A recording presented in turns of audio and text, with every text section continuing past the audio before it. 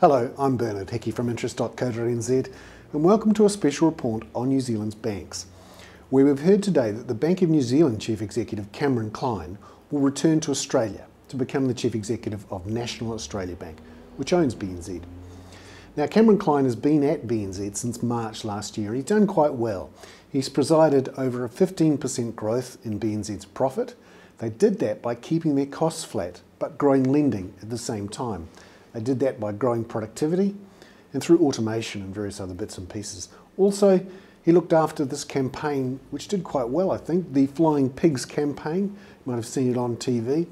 And BNZ certainly has freshened up its image since he's been there. Now, Clyne will be following Brad Cooper, who was the Chief Executive of Westpac in New Zealand for about 14 months, before he was taken back across the Tasman to look after Westpac's integration with St George Bank. And it's widely viewed that Brad Cooper is the next in line to be the head of Westpac in Australia. It raises the question, is New Zealand a good nursery for Australian bank CEOs?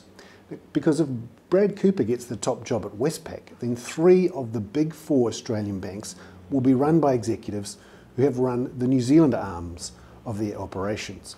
You've got to remember that Ralph Norris, the current Chief Executive of Commonwealth Bank of Australia, was the CEO in New Zealand of ASB.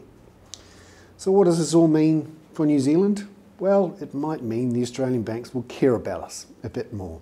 There have been complaints in the past that the New Zealand arms of the Australian banks don't focus so much on New Zealand. A lot of decisions have to go back through head offices in Sydney or Melbourne.